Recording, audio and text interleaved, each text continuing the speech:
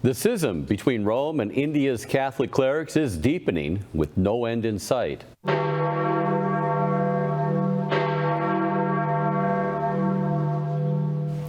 Helping us to get our heads around this rapidly darkening story, Church Militant's Rome correspondent, Dr. Jules Gomes.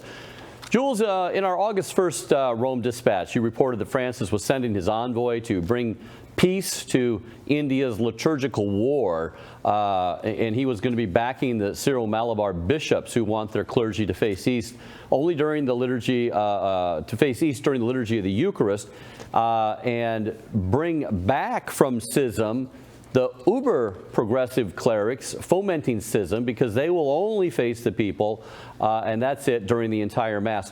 Where are we at in this war and rapidly widening schism?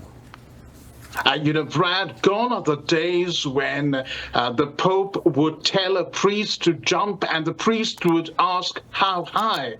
And what is, even more worrying about this is that this schism is hitting the heartland of India's Christianity. The Pope personally has intervened in 2021. They did not listen to him. Now the Pope has sent his envoy, Archbishop Cyril Vasiľ, to Kerala, where this war is being fought bitterly, even on the streets. And to our great shock and horror, many priests of the Diocese of Ernakulam Angamali, which is the epicenter of this war, have flatly disobeyed the Pope and said that they are not even going to read out a letter that authorizes Cyril Vasiľ to sort out the situation in their parishes. This happened this Sunday. Archbishop Vasiļ landed in India on the 4th of August. Now, what actually did this letter say that they just refused to read it? This letter was very clear. It said that with the purpose of helping the Archeparchy implement the Syro-Malabar Synodal decision on the uniform mode of celebration of the Holy Qurbana, which is the Mass, which is also approved by the Holy Father, Pope Francis is sending Archbishop Vasiļ. Now note the use of the word synodal. This decision has been taken, agreed upon, ratified by a synod, the Syro-Malabar Synod, and then, of course, a kind of rubber stamped by Pope Francis, and yet these priests are rejecting a synodal decision. Can you catch our viewers up on the essence, the very essence of that synodal decision that Vasiļ was supposed to help implement? Right. We know that since, the early days of Christianity in India, this begins with the Apostle Thomas, who went to India, landed there in AD 52.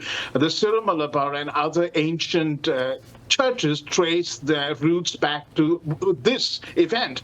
And the ancient liturgy, the Holy Qurbana, has been celebrated for centuries in East Syriac, with the people and the priest facing the altar. Now, with Vatican II, a number of priests decided it would be cool to face the people, and they have stuck to that, and that has created a rift. Now, there are 35 dioceses in the Syro-Malabar Church, and different dioceses have followed different routes. But there was an agreement, finally a compromise agreement made, and this compromise said that the priest would face the people through the liturgy of the Word. But when it came to the liturgy of the Eucharist, he would turn and face the altar. And what is happening is the progressives who have bought into the so-called spirit of Vatican II are saying that they are not going to adopt this compromise formula. They want to face the people all through the Holy Qurbana. And these priests are primarily to be found in the Diocese of Ernakulam Angamali, which is again the heart of the worldwide Syro-Malabar Church. And so, just to recap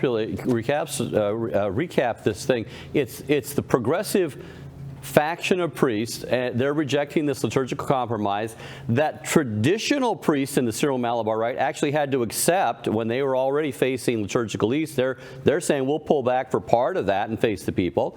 And also the bishops themselves mandated, their own bishops mandated this compromise. It's not just the Vatican, well, it's not just the Vatican, but their own bishops said, this is what we're going to do. And this group of liturgical rebels are saying no to their own bishops, no to the delegate, and no to the Pope and the Vatican that's been saying this for years. Is that correct?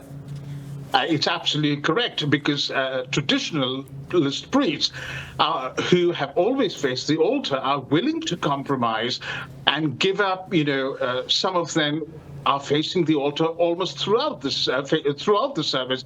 They are willing to adopt the compromise formula, but it is these rebels who are saying, no, we simply want to face the people. And I've been speaking to a number of these priests who are good friends. I'm talking about the more traditional priests, and they lament the fact that the spirit of Vatican II has infected this Eastern Rite Church to such an extent that these people want to jettison that ancient, revered, hallowed tradition and basically go with the reforms of Vatican II in terms of, that they see it as cool. But importantly, they also see a modernist theology as cool. So this part of India is, infiltrated with Marxism. It's had Marxist state governments for decades. And a lot of the priests are infected with Marxist theology as well. That's really interesting, Jules, that the theology, the doctrine that comes from the liturgical rebels is also a rebellion against the Catholic Church as well. So they're rebelling on multiple fronts here. What is, and the fact that the witness of traditional Eastern Rite liturgy is exactly in line with the traditional Latin Rite liturgy, where the priest is facing the altar, facing liturgical east. That's interesting. What is Vasiľ's plan now to overcome this impasse? What's up his sleeve?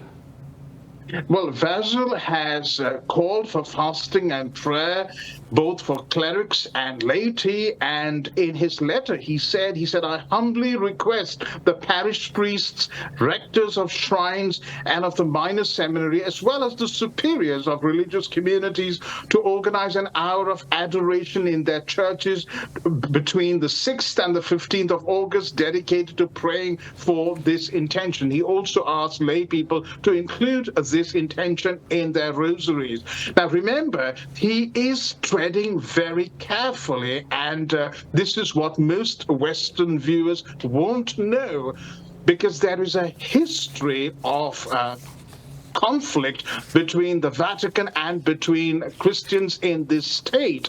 The Vatican, these churches were not under Rome for centuries. They had no relationship at all with Rome for 1,500 years. And then when the Portuguese missionaries came, they attempted to wipe out these ancient liturgies, their liturgical texts, and they forced them to come under Rome. Some did not. And now that is one reason why Pope Francis is not cracking the whip and saying, if you disobey, you're going to be suspended immediately, because the historic memory of this persecution and oppression by the Latin Church is so fresh in the collective memory of these people. Now, Jules, I know the liberal faction of priests down there, the progressive rebellious priests, like most liberal clerics, even in the West, and even the laity alike, are using Vatican II as a scapegoat for their own disobedience. These rebel priests down there, you said, just started doing it without a mandate from anyone, and that's being carried over till now. But India's progressive clerics, for instance, on their own, like we say, started facing the people. But Vatican II did not mandate rebellion, but actually preservation regarding Eastern Rite liturgies. Isn't that correct? Precisely, and that is a concern not just with the Syro-Malabar Rite, but also the Syro-Malankara.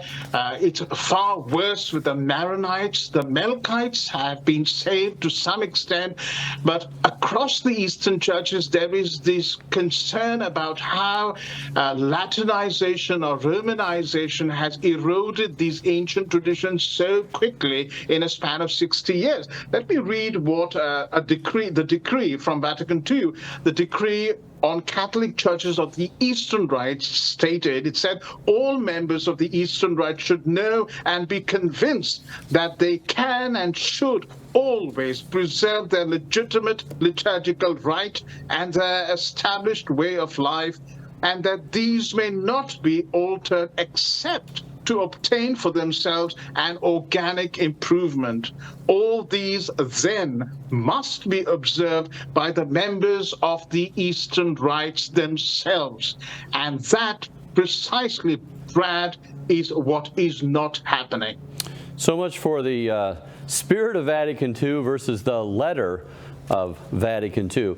You know, and if Rome is so about preserving the integrity of the Eastern rites, as per Vatican II, and as seen in the Vatican's ongoing intervention in India's liturgical war, why can't traditional priests in the Latin rite face east here in America, as was done before and during Vatican II? Just asking. Jules, thank you so much again for your update and your analysis. Thank you, Brad.